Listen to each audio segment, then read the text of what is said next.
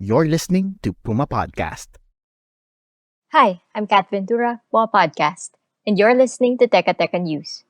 In this episode, Ladies and gentlemen, at 2:32 a.m. in the morning, we have 19 affirmative votes, 1 negative vote, 1 abstention. Senate Bill number 2020 is approved on third reading. Congratulations. that was Senate President Miguel Zubiri in the wee hours of June 1, following the swift approval of the Maharlika Investment Fund, or MIF bill, despite controversy surrounding the proposal. Matapos ipasa ng Senado ang MIF bill on third and final reading, agad itong sumalang sa Bicameral Conference Committee that same day, at pinili ng BICAM ang Senate version ng bill na ngayon ay naghihintay na lamang ng lagda ng Pangulo upang maging batas. So in this episode, we ask, ano ang nakuha natin sa Maharlika Investment Fund Bill?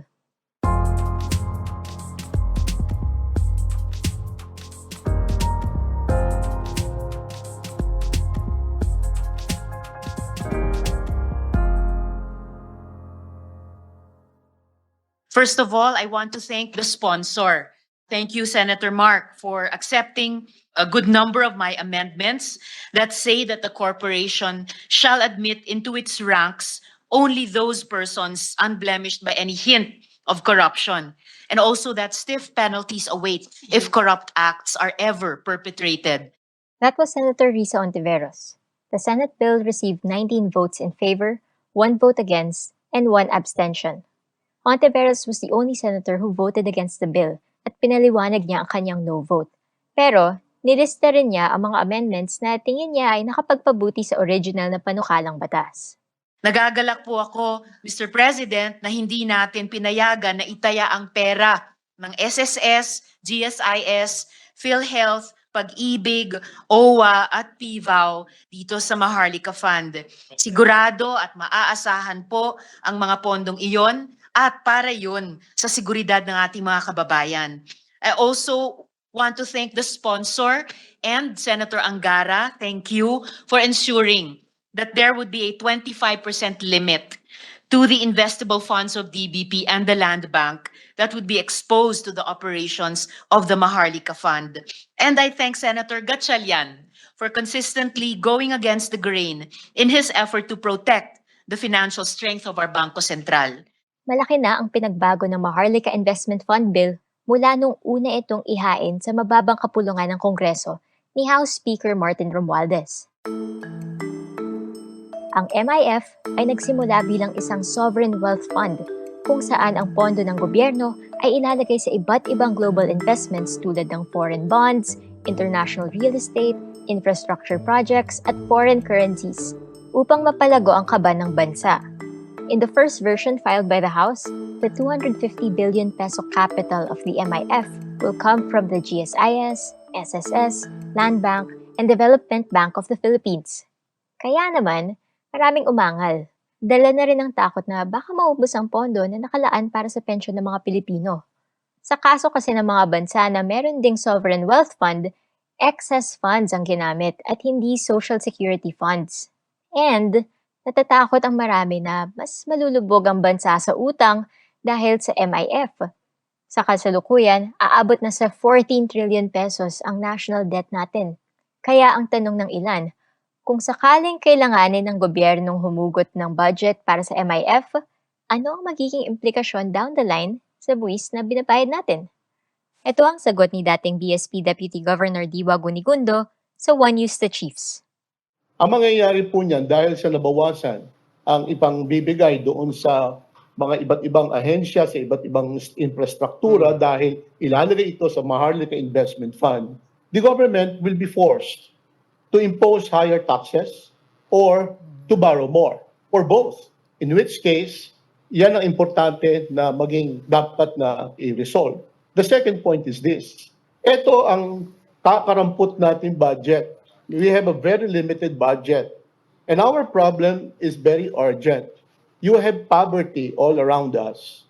Infrastructure needs to be improved. Napakadaming mga dapat gawin sa edukasyon, sa ating mga health facilities. Ito ang dapat nating tinitingnan. Kesa sa tayo ngayon ay pupunta dito sa Maharlika Investment Fund na ito ay this is for investment purposes. Another change in the MIF is its classification. Mula sa pagiging sovereign wealth fund na hihiram ng pondo mula sa state pension, tinawag na itong National Development Fund pagdating sa Senado. Malinaw sa final version ng bill na hindi kukuha ang MIF ng pondo mula sa GSIS, SSS, PhilHealth, Pag-ibig, OWA, at Veterans Affairs Office. Taliwas ito sa unang version ng bill. Sa final version ng bill, ang capital ng MIF ay magmumula sa Land Bank of the Philippines, Development Bank of the Philippines, Bangko Sentral ng Pilipinas, Philippine Gaming Corporation o PAGCOR, at Department of Finance. Isa pang concern ni Gunigundo is that the Board of Directors to be formed under the proposed measure will bypass the authority of the Congress when it comes to determining which projects will be prioritized under the national budget. Hindi daw ito maganda para sa isang demokratikong bansa. Sinabi rin ni Gunigundo na naniniwala siya na wala sa timing ang pagpasa ng Maharlika Bill. Hindi raw napapanahon dahil sa pabago-bagong sitwasyon ng ekonomiya sa loob at labas ng bansa. I think the timing is quite off. An investment fund or a Maharlika sovereign wealth fund will be good if we have surplus funds. The problem is we don't have any. And the certification of this bill as urgent, I think, is also counterintuitive in the sense that precisely the global economy is more volatile and more uncertain. This is not the time to invest outside the Philippines. Citing the International Monetary Fund, Gunigundo said the current geopolitical situation is uncertain, volatile, and fragmented. He said the money to be allocated to the Maharlika Investment Fund should instead be used to implement economic and social programs that will address the most pressing issues in the country, like poverty and inflation. Para naman kay Gabriela Partyless Congresswoman Arlene Brosas, sugal ang MIF. Yung gambling ng public financial resources natin, hindi dapat yun ginagawa. Lalo na, hindi katanggap-tanggap kung pension funds yung gagamitin. Sabi nga natin, kahit pa po yung GOCC, kasi public resources po itong lahat ng ito, gagawing private investments. Wala ring magiging accountable dito kung mag-fail yung mga investments na mangyayari at mag-accumulate yung mga losses. Sino ang kawawa at the end ng ganito kapag nag-fail? Hindi ba yung Filipino people talaga will ultimately suffer in the end? Tayo magbabayad dito sa Maharlika Investment Fund kasi maaaring ipatong as taxes dahil losses yan di ba? Kapag ka nag-fail. So maaaring ang public spending mo ay mabawasan.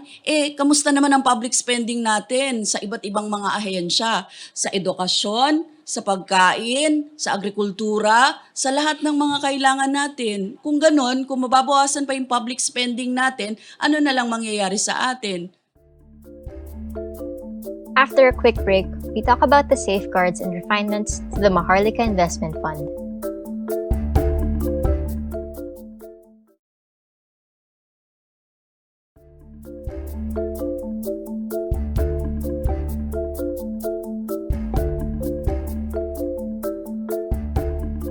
The Senate-approved MIF proposal imposes heavier penalties for anomalous activities concerning the investment fund, meaning any person who will be found guilty of committing or concealing graft and corrupt practices by the directors, officers, and other employees of the corporation shall be liable for a fine ranging from 1 million pesos to 5 million pesos, imprisonment of 6 years, and perpetual disqualification from holding public office. However, these refinements and safeguards are not enough for some lawmakers and critics who are still against the MIF kahit ano pa daw ang itawag dito. Para sa kanila, Sovereign Wealth Fund o National Development Fund, wala naman itong pinagkaiba. At kahit hindi kumuha ng pondo mula sa state pension agencies, government assets pa rin mula sa state banks, Bangko Sentral at Finance Department ang gagamitin para dito. Isa na rito, si Senate Minority Leader Coco Pimentel na sinubukan pang pahabain ang diskusyon tungkol sa National Development Fund at nag-request ng isa pang session para mas mapag-aralan pa ito. Pero agad siyang kinontra ni Senator Mark Villar, isa sa mga proponent ng bill na pinanigan naman ni Senate President Zubiri. Para kay Pimentel, hindi dapat nagpadalos-dalos sa mga mambabatas sa pagpasa ng MIF dahil sa malaking implikasyon nito sa mga ordinaryong Pilipino. While the MIF may have been presented to us as an appealing proposition with a noble intention, that is to boost investment and grow our money, it carries significant risks that the Philippines cannot afford to make. The overall risk is too great that it outweighs whatever the potential benefits of the measure are, if there is any at all.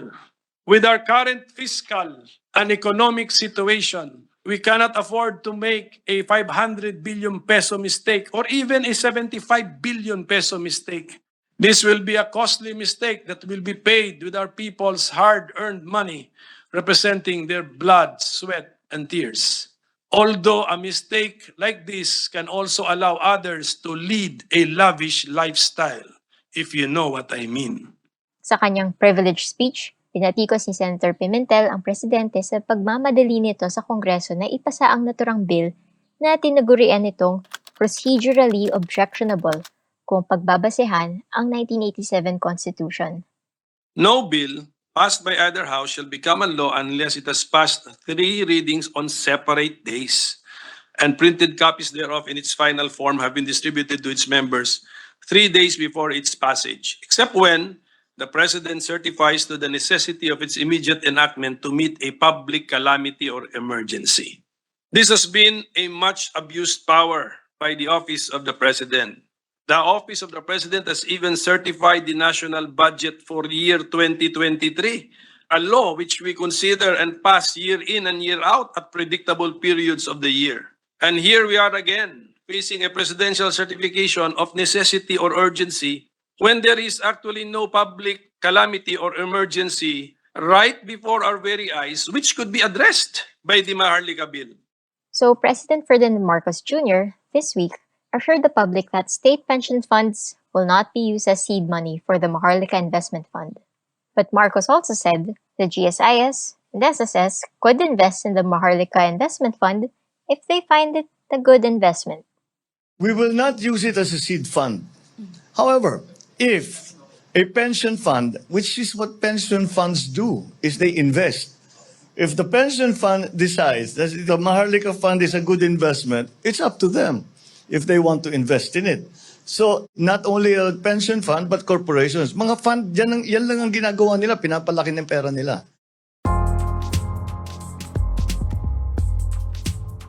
And that was today's episode of Teka Teka News. Again, I'm Kat Ventura. This episode was produced by Jill Daniel Caro with editorial support from Veronica Uy. It was edited by Pedoy Blanco. Follow Teka Teka News and more podcasts on your favorite podcast app or listen to us for free on YouTube. Maraming salamat po.